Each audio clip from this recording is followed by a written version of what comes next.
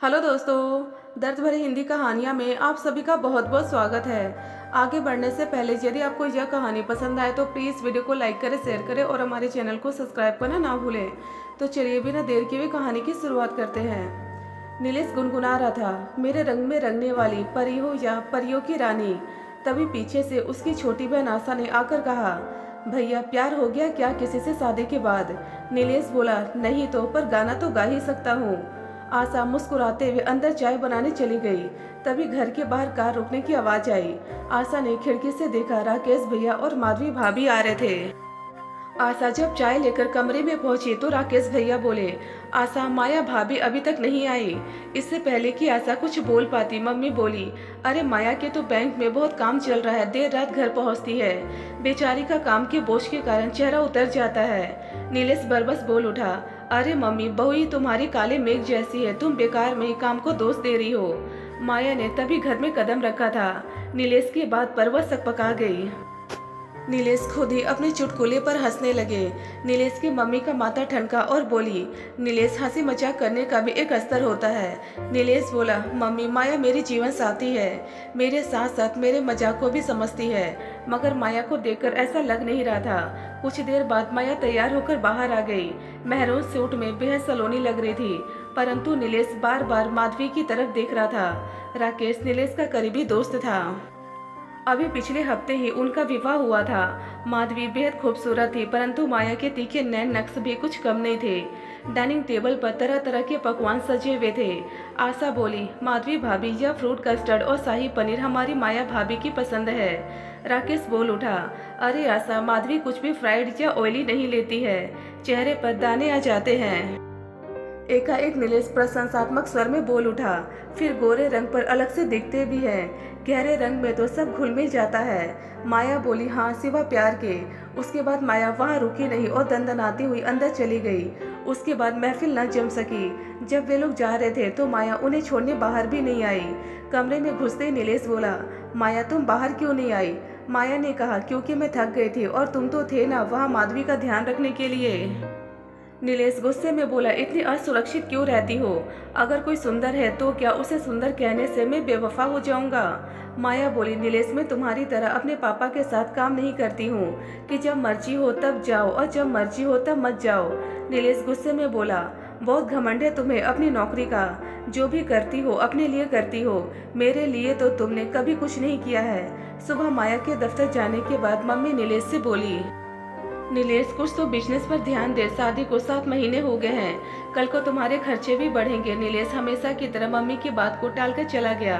रात को खाने पर पापा गुस्से में नीलेश से बोले, तुम्हारा ध्यान कहाँ है? आज पूरा दिन तुम दफ्तर में नहीं थे, ऐसा ही रहा तो मैं तुम्हें खर्च देना बंद कर दूंगा। नीलेश बेशर्मी से बोला, पापा आप कमाते हो और मम्मी घर पे रहती है, पर मेरे केस में मेरी बीवी कमाती है और मैं बाहर के काम देख लेता हूँ। माया हक्की बक्की रह गई। अंदर कमरे में घुसती माया ने नीलेश को आड़े हाथों लिया, क्या तुमने मुझसे शादी मेरी तनख्वाह के कारण की है? मैंने तो सोचा था कि तुम घर की जिम्मेदारियां उठाओगे और मैं पैसे बचाकर एक घर खरीद लूंगी। कब तक मम्मी पापा पर बोझ बने रहेंगे? नीलेश भी गुस्से में बोला, मैंने भी सोचा था कि गोरी चिट्टी बीवी लाऊंगा जो मुझे समझेगी और मेरी मदद करेगी, पर तुम्हें तो अपनी नौकरी की बहुत अकड़ है। हालांकि नीलेश ने यह बात दिल से नहीं कही थी, पर यह माया के दिल में फांस की तरह चुभ गई। आज पूरा दिन बैंक में माया को नीलेश का रह रहकर माधवी को देखना याद आ रहा था। बार बार वह यही सोच रही थी कि क्या वह बस नीलेश की जिंदगी में नौकरी के कारण है। एकाएक उसे अपनी दादी की बात याद आ गई। दादी कितना कहती थी कि मिट्टू या गोरीपन की क्रीम लगा ले, आजकल काले को भी गोरी दुल्हन चाहिए। माया का जब गौर वर्ण नीलेश से विवाह हो रहा था तो उसने दादी से कहा था, दादी देखो तुम्हारी मिट्टू को गोरा दुल्हा मिल गया है और वह भी बिना फेयर एंड लवली के। मगर आज माया को लगा था कि नीलेश ने तो उसकी नौकरी के कारण उसके काले रंग से समझौता किया था। माया की जिंदगी में वैसे तो सब कुछ नॉर्मल था, पर एक अनकहा तनाव था जो उसके और नीलेश के बीच पसर गया था। नीलेश को लगने लगा था कि माया को अपनी नौकरी का घमंड है, तो माया को लगता था कि नीलेश उसकी दबी हुई रंगत के कारण अपने दोस्तों की बीवियों से हे समझता है, इसलिए नीलेश उसे कभी भी अपनी किसी दोस्त के घर लेकर नहीं जाता था। उधर नीलेश अपनी नाकामयाबियों के जाल में इतना फंस गया था कि उसने अपना सामाजिक दायरा बहुत छोटा कर लिया था। नीलेश कुछ करना चाहता था, वह प्रयास भी करता पर विफल हो जाता था। पिता के व्यापार में उसका मन नहीं लगता था। वह अपने हिसाब से अपनी तरह से काम करना चाहता था। आज उसे एक बहुत अच्छा प्रपोजल आया था। काम ऐसा था जिसमें नीलेश अपनी इंजीनियरिंग की पढ़ाई को भी इस्तेमाल कर सकता था, परंतु अपने काम के लिए उसे पूंजी की जरूरत थी। नीलेश को पता था कि उसके पिता अपने पुराने अनुभवों के कारण उसकी मदद नहीं करेंगे। नीलेश को लगा माया उसकी जीवन साथी है, शायद वह उसकी बात समझ जाए। जब नीलेश ने माया से कहा तो माया तुनक्कर बोली, अलग बिजनेस का इतना ही शौक है तो अपनी अब कमाई से कर लो। मुझे तो लगता है कि तुमने मुझसे शादी इस कारण से की है कि बीवी की कमाई से अपने सपने पूरे करोगे। फ्री सेक्स मुझसे मिल ही रहा है, जेब खर्च 30 की उम्र में भी अपने पापा से लेते हो, और बाहर घुमाने के लिए ये पतली सुंदर और गोरी लड़कियां तो तुम्हारे पास होंगी ही ना। रात में खाने की मेज पर तनाव छाया रहा। आशा ने चुपके से पापा को सारी बात बता दी थी। पापा ने माया से कहा, बेटा एक बार नीलेश की बात पर ठंडे दिमाग से सोचो। जब बच्चे हो जाएंगे तो वैसे तुम लोगों का हाथ तंग हो जाएगा।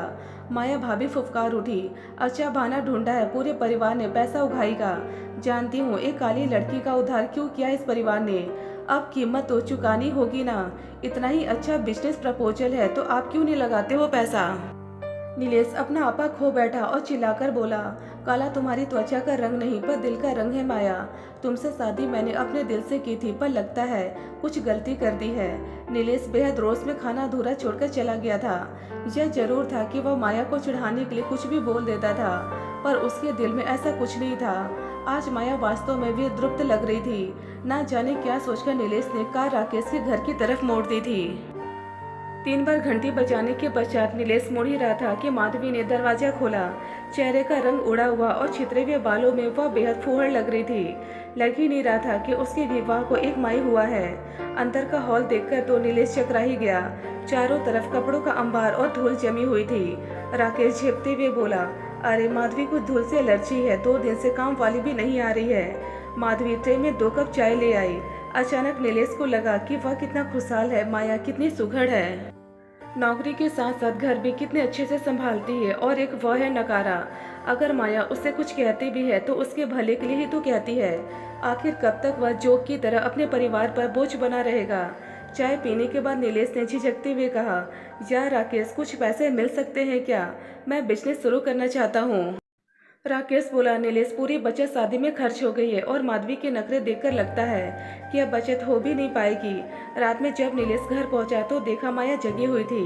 नीलेश को देखकर बोली, फोन क्यों स्विच ऑफ कर रखा है, क्या हम शांति से बात कर सकते हैं। नीलेश ने माया से कहा, माया मैं कोशिश कर रहा हूँ पर मुझे तुम्हारी साथ की जरूरत है। माया भी भराए स्वर में बोली, नीलेश मैं जानती हूँ पर जब तुम मेरे रंग पर कटाक्ष करते हो मुझे बहुत छोटा महसूस होता है। नीलेश बोला, तुम पर नहीं माया, अपनी नाकामयाबी पर हताश होकर कटाक्ष कर देता हूँ। आज तक किसी से नहीं कहा पर माया बहुत कोशिश करके भी अपनी नाकामयाबी की परछाई से बाहर नहीं निकल पा रहा हूँ। तुम अच्छी नौकरी में हो, तुम नहीं समझ सकते कि कितना मुश्किल है नाकामयाबी का बोझ ढोना। माया सुबकते हुए बोली, जानती हूँ नीलेश कैसा लगता है जब लोग आपको रिजेक्ट कर देते हैं। तुमसे पहले 10 लड़के मेरे रंग के कारण मुझे नकार चुके थे। तुमसे विवाह के बाद ऐसा लगा जैसे सब कुछ ठीक हो गया हो, पर रह रहकर तुम्हारे मजाक मेरे दिल में करवाहट भर देते हैं। नीलेश बोला, पगली ऐसा कुछ नहीं है, मैं ज़्यादा बोलता हूँ ना तो कुछ भी बोल जाता हूँ। तुमसे ज़्यादा समझदार और प्यारी पत्नी मुझे नहीं मिल सकती है, यह मैं अच्छी तरह जानता हूँ। हाँ, तुम्हारा मुझे हे दृष्टि से देखना मुझे पागल कर देता है, और इस कारण मैं कभी कभी जानबूझकर तुम्हें नीचा दिखाने के लिए कभी कभी कटाक्ष कर देता था। माया बोली, मैं तुम्हें नहीं तुम्हारी लापरवाही को हे दृष्टि से देखती हूँ। और यह कहते हुए उसने नीलेश के सामने लोन के कागज रख दिए। तुम्हें इतना भरोसा है तो मैं तुम्हारे बिजनेस के लिए कम ब्याज दरों पर लोन ले लूंगी। बस तुम्हें कामयाब देखना चाहती हूँ। ऐसा लग रहा था दोनों के वैवाहिक जीवन पर जो गलतफहमियों के बादल छाए हुए थे वे छट गए थे और पूरे आंगन में सितारे झिलमिला रहे थे। दोस्तों, यदि आपको यह कहानी पसंद आए तो प्लीज़ हमें कमेंट बॉक्स में कमेंट कर अपने विचार जरूर बताएं। ढेरों पारिवारिक और शिक्षाप्रद कहानियाँ सुनने और पढ़ने के लिए हमारे चैनल दर्द भरी हिंदी कहानियाँ को जरूर सब्सक्राइब करें। धन्यवाद दोस्तों।